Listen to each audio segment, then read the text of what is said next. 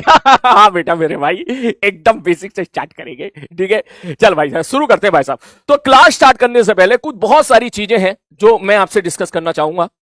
वैसे तो मेरा मन कर रहा है कि अभी पढ़ाने लग जाऊं, लेकिन उसका कोई फायदा नहीं है जब तक तू थोड़ा सा मुझे ना समझ ले, मैं आपको ना समझ लूं, और थोड़ी सी एक बार मेरी प्लानिंग के बारे में थोड़ा जान ले, क्या मैंने सोचा है, किस हिसाब से मैं चाहता हूं कि ये क्लास चलेगी, किन किन बातों का आपको ध्यान रखना है और किन किन बातों का मुझे ध्यान रखना है। ये सारी डिस्कशन हम लोग यहां पे कर लेते हैं मिलजुल के, ताकि बाद में कोई कंफ्यूजन ना रहे, ठीक है। तो मैं यहां पर स्टार्ट कर रहा हूं। सबसे पहले सारे बच्चों से मैं बात बोलूंगा बेटा, सबसे पहली लाइन जो आपके लिए बहुत महत्वपूर्ण है वो है पेशेंस, ठीक है। मैं मानता हूं कि जो बच्चे इस साल ड्रॉप ले रहे हैं उनके लिए बड़ा पेनफुल होता है एक साल ड्रॉप लेना। मैंने भी देखा है, बहुत सारे बच्चों को देखा, जब वो ड्रॉप लेते हैं तो बड़ा पेनफुल होता है उसी चीज को बार बार पढ़ना।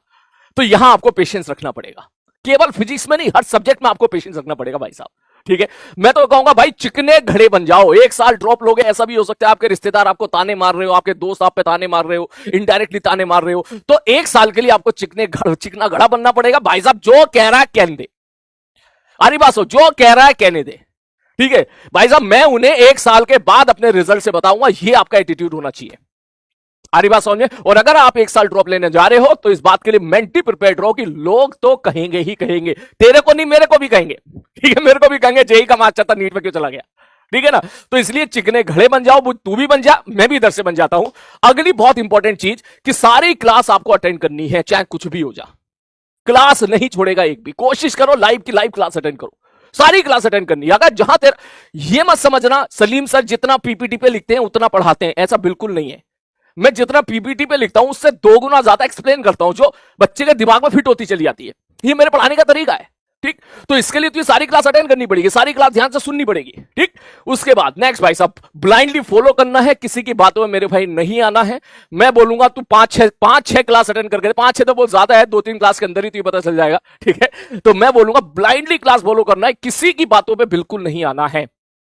हमारी बात सब, किसी की बातों पे नहीं आना है। सर को नीट का एक्सपीरियंस नहीं है, सर बहुत हाई फाई लेवल, इस तरह की बातें मेरे भाई तेरे सामने आएंगी, तेरे सामने चलती रहेंगी। सर बहुत एडवांस लेवल का पढ़ा रहे हैं, सर हमारे बेसिक पे ध्यान नहीं दे रहे, इस तरह की हो सकता है कि मिसलीडिंग बातें भी चले, ठीक है। तो इन दैट केस तुझे मुझ पर भरोसा रखना है, ठीक है। तो अपने सलीम भैया पे भरोसा रखना है कि सलीम भैया हर प्रॉब्लम का समाधान हमारी करेंगे। उसके बाद कोई भी क्लास छोड़नी नहीं है, लास्ट तक टिके रहना है, ठीक बेटा। जेई में तो मैं मान सकता हूं कि कभी कभी बच्चा गिव अप कर देता है तो उसका कमबैक बड़ा मुश्किल होता है, बहुत मुश्किल होता है, लेकिन एक नीट वाला बच्चा डेफिनेटली कर लेता है, क्योंकि वो बायोलॉजी में 7/7 इतनी मेहनत कर रहा होता है कि भाई साहब बायोलॉजी तो उसके साथ साथ चल ही रही होती है। जेई में क्या होता है कि भाई साहब मैथमेटिक्स में बैकलॉग आ गया, किसी सब्जेक्ट में बैकलॉग आ गया, उसका इस्तेमाल अगर आगे हो रहा है तो फिर वो एक तरीके से उसको बैकलॉग कवर करने में उसके पसीने निकल जाते हैं, ठीक। मेरा ऐसा मानना है कि नीट में ऐसा जो आप लोगों को जो है, क्योंकि आप रेगुलरली खूब मेहनत कर रहे होते हो बायोलॉजी में, तो आपके पास एक मेंटल सपोर्ट होता है बायोलॉजी का कि यार इतना तो मैंने याद किया है, इतना तो हमने अच्छे से पढ़ा है, तो 50% सिलेबस तो हमारे कंट्रोल में है। इसलिए मैं आपसे बोलूंगा कि लास्ट तक बने रहिएगा, लास्ट तक बने रहिएगा। आपकी कोई भी प्रॉब्लम होगी, आपको लग रहा है कोई चैप्टर भूल रहा हूं, हो सकता है 2 महीने के बाद आपको लगे कि यार ये वाला चैप्टर सर हमको कुछ नहीं आता है, हमको उसको थोड़ा सा समरी क्लास में करा दीजिए। कोई भी परेशानी होगी, मैं तेरी क्लास में ही वो परेशानी सॉल्व करूंगा, सीधी सी बात है, क्लियरली मैं यहीं पर बोल